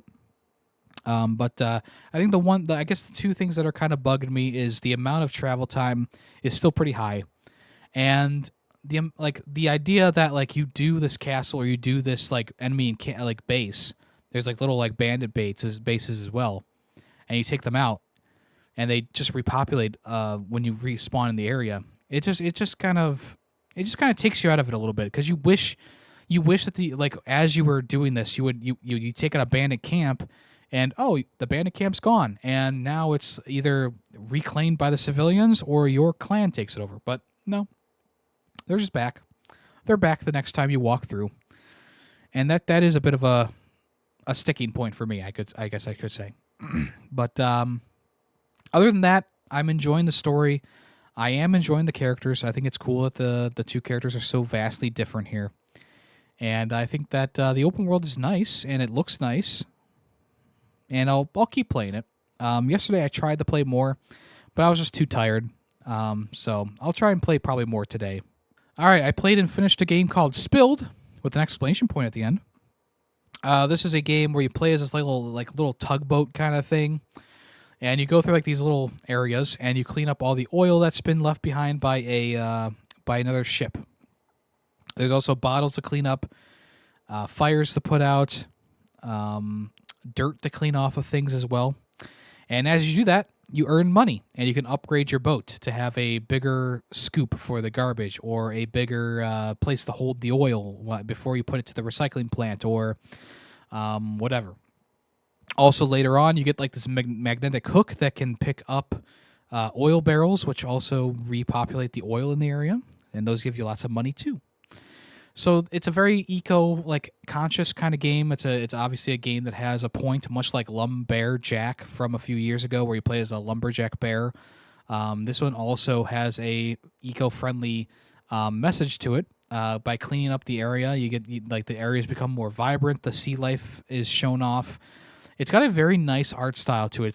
It's a bit of like a more refined pixel art style. And it does look very good. And as you clean up the area, of course, the area gets brighter. You can see under the water, you can see all the little dolphins swimming around or fish swimming around. In terms of gameplay, it's not the most incredible gameplay experience, but compared to other games that I've played in the same genre of having an eco-friendly message in them, it definitely has more going on than something like Lumberjack or Abzu or something like that. And even though I love Abzu, I think that's a 5 out of 5 game for sure. It doesn't have a lot going on in terms of gameplay mechanics. But Spilled, you got the scoop for the oil. You got to push the bottles into the recycling plant. You got to pick up garbage from the bottom of the seabed. And there's also a boss fight at the end of this whole thing too, where you fill the ship up with water and you make it sink. So I think that in general, it's a very fun game. It's also got a pretty easy 100% completion thing to do. So it's not like too difficult there if you want a quick little 100% game. But it's also, I mean, it's nice to look at. It's got some fun moments in it. It's got a lot. It's got a fair amount to clean up, and I did find myself having some fun with it. So in the end, Spilled is probably going to get a 4 out of 5. It's not. It's probably not going to make it onto like a top 10 list for the year. But I thought that it was in general, a fun time. It was like $5 on Steam. So I think that for $5, it was a good enough time, and I would probably play it again in the future for sure. It's a pretty quick playthrough. Well, it took me about an hour or two to finish everything that needed to be done. I think the visual quality is very good, and I think that the game in general is good. So if you want to check out Spilled, it's a fun time. Can't deny that. All right, I've also been playing Breakout Beyond. As you know, Atari has been doing these modern reinterpretations of various games from their catalog, and Breakout was the next on its list. And Missile Command is next as well. But this one just came out. So Breakout Beyond, I decided to pick this up because it does have a very cool art style to it. And I was interested to see what they were going to do with the Breakout formula. It's not a crazy leap for the Breakout games, but it is a nice modern interpretation of the series. Not only do you have multiple balls at times, but you also have power-ups that can, cause your ball to be supercharged and break and blow up things or blocks and stuff like that. There's a lot that they did with the game to make it unique, but also not too unique, because I'm pretty sure when I had an iPod Touch with the little scroll wheel on it, I'm pretty sure they had a Breakout game in that was very similar, that had upgrades like multiple balls and being able to blow up blocks and stuff like that. So I don't think it's like too crazy in terms of like a modern reinterpretation, but I mean, it's fun for what it is. It is a bit overpriced in my opinion, and I also think that the layout of the game is a bit annoying. You can't turn it into a vertical mode game like the old days. It is only horizontal. And that causes you to have to continuously dart your eyes from one side of the screen to the other. And it is very annoying to keep up with your ball. In a vertical setting, you don't have to move your eyeballs left to right. You can just keep them kind of centered and go maybe a bit up and down. But with this game, it is very much like you need to continuously follow that ball, and it can go pretty fast. And you actually have to move your eyes farther than just where you would need to go for a vertical game. And you could not flip to a vertical landscape, which is very annoying for me. So I don't know how much of this game I'm going to play, because every time I play it, I just kind of get like a bit of a motion sickness feeling, and I don't want to feel that way. I had very intense motion sickness when I originally was playing the VR, and that feeling has never left my mind, because it was such a disgusting feeling to have. And any game that kind of makes you feel that way, I immediately go, okay, I shouldn't be playing this. A lot of VR games I'm fine with. Skyrim VR, any of the new VR games that I've talked about on the channel here, I've been fine with it. For some reason, the most action-packed ones, like Rigs back in the day, those ones made me want to yuck, chuck it up, And with Breakout, I kind of get that same feeling, because my eyes are just going back and forth so fast, and it's kind of making my mind go just kind of a little screwy. So I'm going to try it a couple more times, and I've been able to play through like a level or two and then start to feel that. So maybe it'll just be like a slow playthrough of the game, because in general I think it's fun. But the main problem is that there's no vertical mode. And I think that it really could use that, like the ability to just like make it vertical, because it's just so annoying. It is so annoying to look back and forth on that fucking plane, and that it's caused me more grief than anything else. But I will say the visuals are nice. They have a nice the visual flair to them. The soundtrack is bumping. The gameplay itself is that it feels like a classic Breakout game, but just modernized, which is of course a good thing. And yeah, I mean, I have nothing much else to say about it other than I just wish that you could play it in vertical mode. That's really the main thing. And yeah, that's the main thing right there. So Breakout Beyond, getting like a sideways thumb. I'm not recommending it right now, but we'll see what happens in the future. Maybe they will allow you to put into a vertical stance. I don't know. Finally, for today, we finished Styx Shards of Darkness on the channel. This is one that I've been meaning to play for a while. We played Master of Shadows back 2 years ago now. I did a PlayStation Plus like summer event where I played only games that I got from PlayStation Plus, and Styx Master of Shadows was one of those games. And I didn't really enjoy. I didn't enjoy that game at all. I gave it like a 1.5 out of 5. I thought it was just poorly designed and whatever. And I will stand by that because Styx Shards of Darkness is a lot better. It is a lot better. Surprisingly, I was having fun with this game. I was enjoying the story more. I was enjoying Styx as a character more. And for a sequel, it does a good job of refining what the original setup and then also adding some new things in there. And I think that they did a decent job. It's obviously a AA kind of game. It doesn't have that AAA like quality that you kind of expect from AAA games, like Metal Gear Solid or something like that. But it is it is very good, you know, especially because being a smaller studio, being a game that in general I feel like, you know, like I don't know, it just seems like one of those games where it would have been a one and done type situation with Master Shadows, right? And yet here we go, we're about to fall into a third game in the series in about a few months here, so it's an interesting trajectory for the Styx games, and the second one, like I said, it's good. I enjoyed my time with it, even though it's still a bit janky here and there. You know, it doesn't have like the best voice acting ever. It does reuse areas a couple times, which is a little bit annoying. I think in general, though, it does the job. It's a fun little stealth game. You can choose to play completely pacifist if you want to. You can also choose to play as a little goblin minion who just kills everything in its path. I tried to steer away from killing whenever I could, but there was a point where I did get a bit like annoyed, and I just decided to kill everyone in an area because it was too difficult to pick up like a bonus objective. It was my moment of weakness. What can I say? But I think that in general, for a stealth game, it does the stealth well. Obviously, you need to keep the shadows. Enemies are pretty hypersensitive to what goes on. So if you do like throw sand at a light and it turns off, they will notice, which is annoying for sure. But also, like, I guess it makes sense that the enemy would notice that the light is being turned off. It's kind of random, I guess.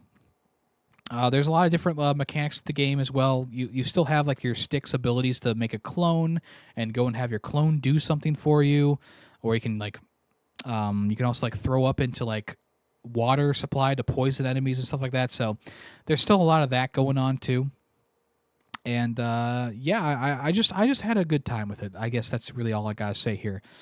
I don't know exactly what clicked with this game that didn't click with Master Shadows. It's probably because Master Shadows was a bit more tedious to get through, especially because there were a lot of enemies in that game that could not be backstabbed or were not easily gotten around.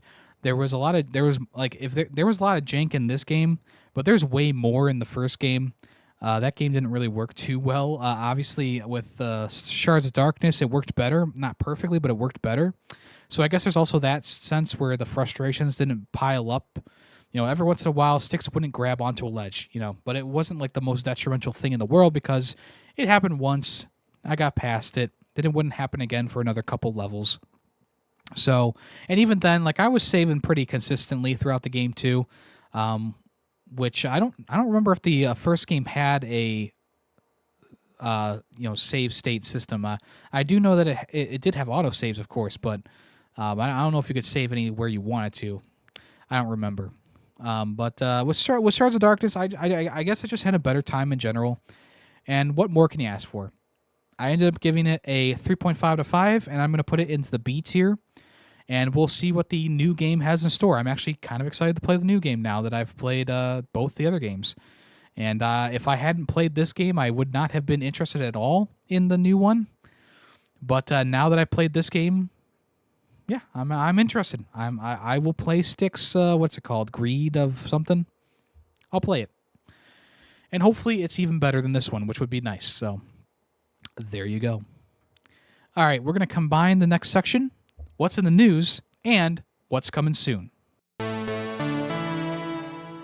All right, Gameinformer is back after being shut down by GameStop a couple weeks ago. It has been picked up by Gunzilla Games. And so essentially Gameinformer is pretty much going to be like I guess independent isn't the right word since they are owned by another company, but they'll be able to work independently apart from GameStop now.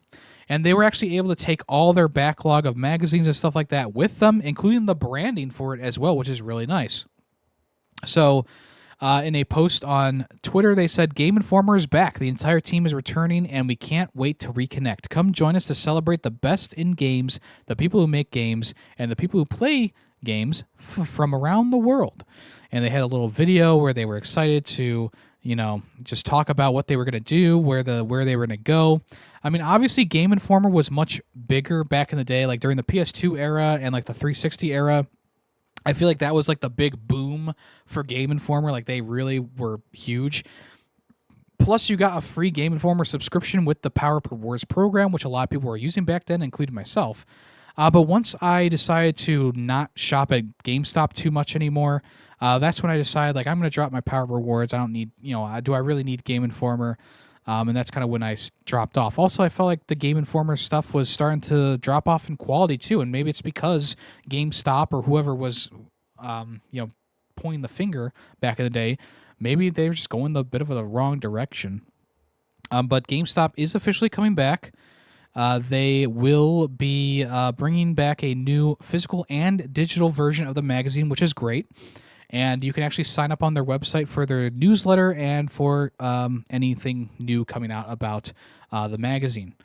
They also allow you to go back and sign up for a free account and actually be able to look at any Gameinformer magazine from the dawn of time, which is pretty cool.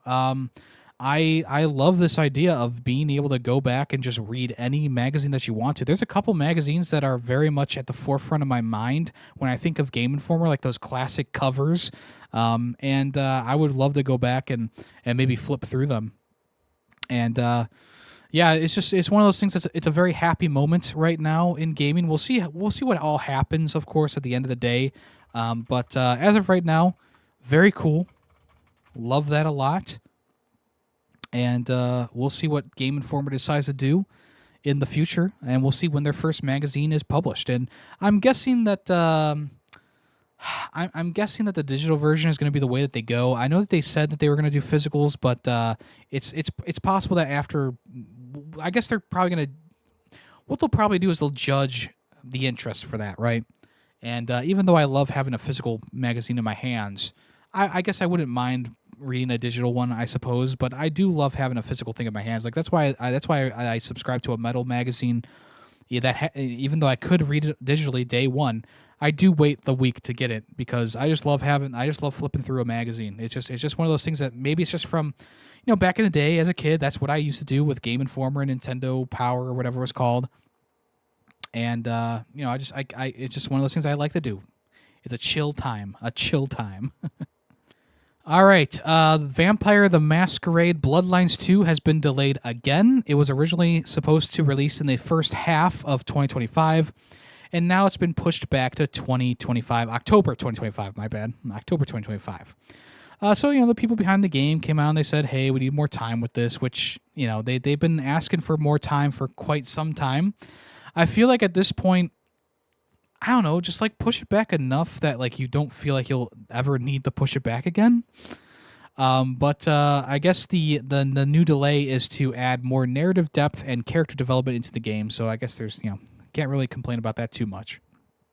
They are saying that the game is almost complete. They're polishing and fixing some bugs right now.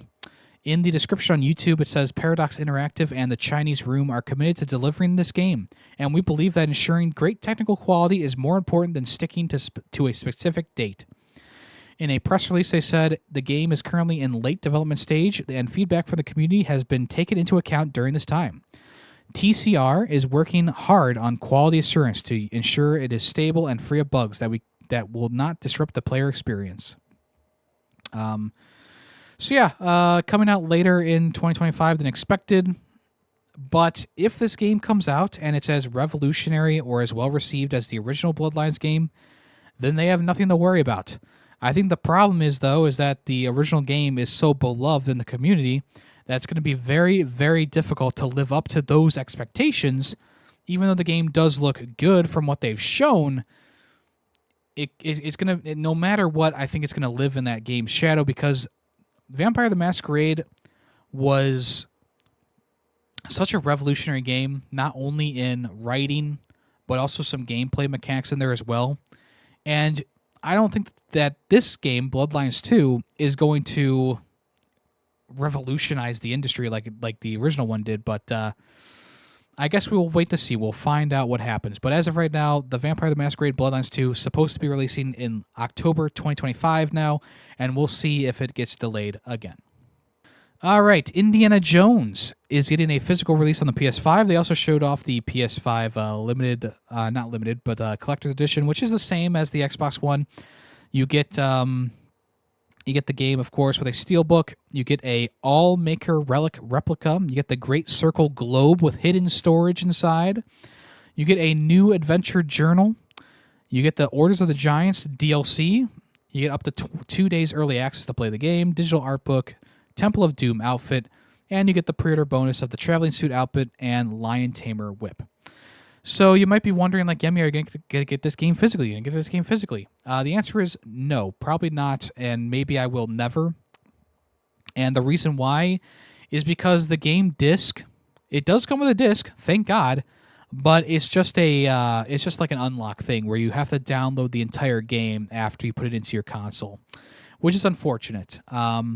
So yeah, instead of it being 60 gigs on a disc and then you do an install onto your PlayStation, you have to actually download the entire game from the internet and then update it, and then there you go.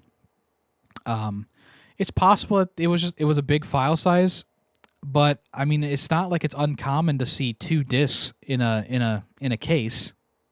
So yeah, It's unfortunate, but it is what it is. The game will be launching on April 17th for $70 on the PlayStation 5. And if you want to check that out, it's a good game. I really enjoyed it. It is on Game Pass. So if you don't want to fork over the dough, you can always just play it on Game Pass. You don't have to have an Xbox, as we all know from the branding of Xbox recently has been, hey, you don't need an Xbox to play these games. So you could just play Game Pass and see if you like it there. Definitely saves me a bit of money to play games on Xbox Game Pass. And also, I probably would have bought this physically and been disappointed that it's just a blank disc, essentially. But now I don't have to go through any of that. I don't have to go through any of that at all. All right, the Lies of P DLC called Overture had some details released about it. So, essentially, they were talking to Games Radar, and they said Overture is not a complete separate piece from the base game, and there's a lot of interconnectivity between the two. Developing the expansion was almost like an effort to complete the Lies of P experience, and that was challenging. So they said that overall, the DLC will take seasoned players 15 to 20 hours to complete. Obviously, it will take a little bit longer if you're not as good at the game, I guess. But they continue to say, when we released the base game, we had to prioritize to do the best quality, so we couldn't deliver everything at once because we wanted to make sure that the base game would deliver the best quality. Kind of a weird way to say that. But Overture is going to take the Pinocchio man himself back to Krat at the height of its glory, and at the moment of the puppet massacre, when the city's automatons turned against their masters in a bloody orgy. The incorporated expansion will come packed with new bosses, new weapons, and plenty of thought-provoking lore implications. So yeah, the original game is very good. Obviously, it was one of my favorite games the year that it came out. My favorite Souls game that year, obviously. And I am excited to jump back into Lies of P and try out this new DLC. It looks like it's going to be pretty cool. Might be a pretty interesting storyline there, and we'll see where it takes us. So very cool indeed. And there you go. All right, MindsEye. This is the game that was shown off, I believe was shown off at the Game Awards. It's coming from the same guy who worked on both GTA 3 and GTA 5, Leslie Benzies. And he put his talents into a new sci-fi open-world adventure game. So the game, it's kind of like that mix between, it's like, it's not as far as the Ex Machina games, like in terms of like sci-fi aesthetic, but it's also not like, it's kind of like in that like in between where it's like there's some automaton stuff going on, there's some augmentations and whatever, but there's also like not, it's not like Blade Runner or something like that where like the world is completely overrun by these elements. So the game is going to come out on the 10th of June, and there's a new trailer on the MindsEye YouTube channel that goes over kind of the more intricacies of the story and the world that you're going to explore. There's like a drone that they showed off that has a flamethrower or something on, like a gun on it or something, which is pretty crazy. In the press release, they said MindsEye is a story-driven single-player action-adventure thriller. In our second story trailer, we share a glimpse of the technology's immersive influence on Red Rock, where consumer robots carry out most manual tasks and an algorithm connects all scene devices. The city itself is a living experiment in its existential potential of man and machine. So yeah, if you want to check that out, that'll be available in a couple months here. It does look pretty good. Graphically, it looks very good. And we'll see, hopefully we'll see more gameplay soon. Right now, we've really only seen like cutscenes and stuff like that. But I mean, if the cutscenes are vindicative of what the gameplay is or what it will look like, I'm sure it'll be a pretty nice looking game. So there you go. Also, pretty crazy that this game by the same director of GTA 5 and 3 is coming out in the same year, most likely that GTA 6 comes out. Kind of crazy that both the games are coming out in the same year. And if GTA 6 for whatever reason decides to launch in like June or July, even crazier. But we'll see. I'm still predicting that they'll push back GTA 6. All right, a game called Blades of Fire has got a new uncut gameplay showcase. If you go to the YouTube channel Blades of Fire, you can check it out there. This game kind of reminds me of like an Xbox 360 type game. Like even though it looks better than Xbox 360, of course, it kind of has that vibe of like a AAA Xbox 360 era game, which I think is a good thing. Well, I got a phone call and I don't remember where I was where I left off. Blades of Fire, I think I was talking about. I don't know if I was done talking about that. The combat looks good. Like I said, it very much reminds me of like a PS3, Xbox 360 era like style, which might be kind of charming for it. But the gameplay essentially just shows the main character kind of walking around a forested area. There's goblins and undead running around. There's also things for you to find in the open world to investigate, I suppose. It seems like it's going to be pretty interesting. One of the enemies he fought was like this, I don't know, goblin-looking guy with a dual swords and a cape, and he could go invisible and run around invisible. So I mean, it kind of looked kind of interesting there. But it seems like it's going to be a pretty expansive world, and it might have a pretty nice little like, I don't know, nostalgic kind of vibe to it for that era. So it definitely looks like it's going to be fun. It's coming to every single system except for Switch. No Switch on here, but there you go. All right, Microsoft is celebrating its 50th anniversary, and they added a new dynamic background for the Xbox Series X and S consoles.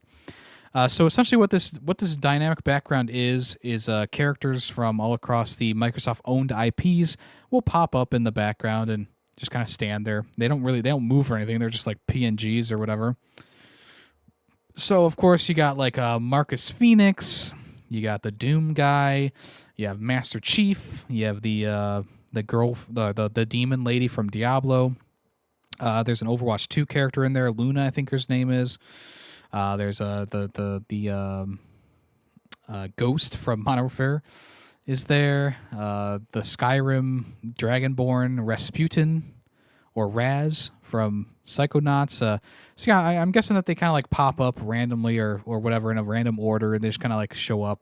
So if you want to use this 50th anniversary background, you can download for free right now if you have an Xbox. And it looks like they've left some space at the bottom for the dashboard titles, so it seems like the dashboard won't move too much when you're running around on it. So, all right, there you go. The PlayStation Plus games for April have been announced, and they are RoboCop Rogue City, The Texas Chainsaw Massacre, and Digimon Story Cyber Sleuth Hacker's Memory. So these are the essential games for the month, and I don't think that it's like a crazy month for this for these games. RoboCop obviously is a very nice get, of course, but the rest of the games are kind of weird in my opinion. So the Texas Chainsaw Massacre came out like 2 years ago at this point, and it's a decent like asymmetrical horror game where it's like a 3v5 scenario where the Texas Chainsaw Massacre family hunts down the teenagers or whatever. And it was good for what it was, but it's something that I was going to play long term, obviously. And I was thinking that the game was I don't think the game is like super popular still. I mean, I'm sure there's still people playing it, of course, but for some reason I feel like the game like had a low player count recently. And then this Digimon game, I don't know if this is the one that I don't know if this is the one that I'm thinking of, but I believe they were talking. I believe people were saying that it's more of like a narrative adventure.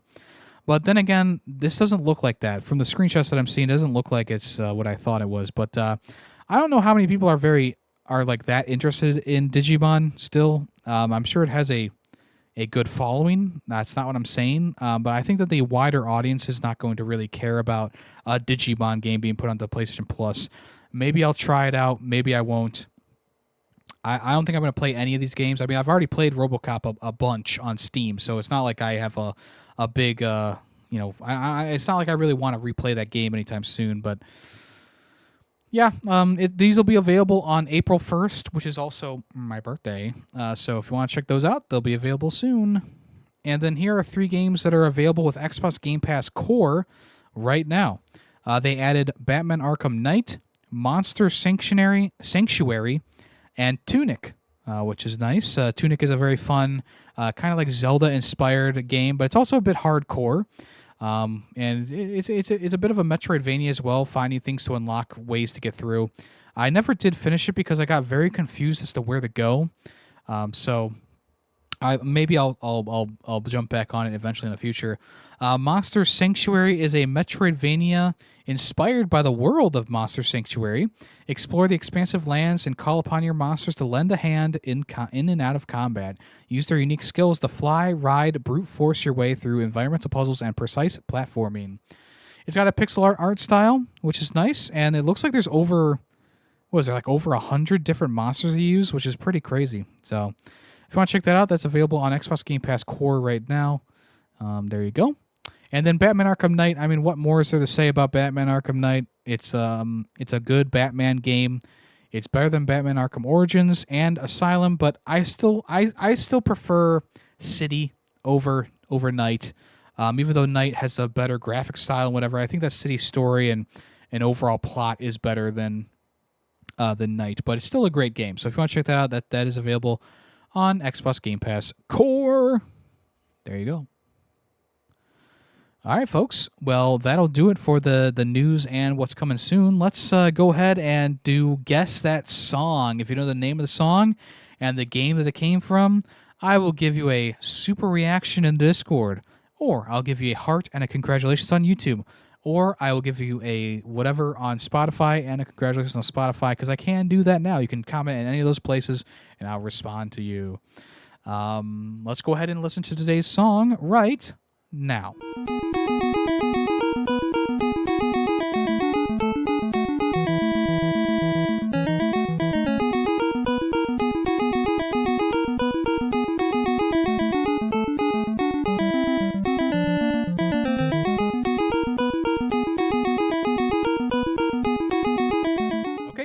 name of the song and the game that it came from, let me know where I told you to. Comments below and all that stuff. Thank you so much for listening to this episode of the podcast. Whether it be on Spotify, YouTube, Apple Podcasts, etc. I very much appreciate that. If you are listening to this on an audio version like Spotify or Apple Podcasts, if you could swing over to the YouTube version and put a like on there, I would appreciate that. It does help the channel grow. Or if you want to leave a comment, it's up to you, of course. And if you want to leave a review out of 5 stars on Spotify, I would appreciate that. And a review on Apple Podcasts, I would also appreciate that as well. This is a weekly podcast, but I do a bi-weekly podcast as well called Film Freaks with a Z, where we talk about movies. The latest episode is about Mulan from 1998. The next episode is going to be about The Fifth Element, which should be a pretty interesting conversation there. If you want to check that out, that'll be available next week. Also, I have a VODs channel for my Twitch streams. We stream on Monday, Tuesday, Thursday, and Saturday. Right now, we're playing Death Stranding and the first Berserker Khazan. But if you want to check out the past streams that I've done in the past on the VODs channel, it's all at Yemmy the Ferret VODs, if you want to check that out. And then anywhere else, it's all at Yemmy the Ferret, whether it be on Blue Sky, Twitter, Instagram, etc. I'm everywhere. I'm everywhere. You can also join the Discord, link down in the description below if you so desire. All right, y'all. Thank you so much for listening or watching to this episode of the podcast. Appreciate that.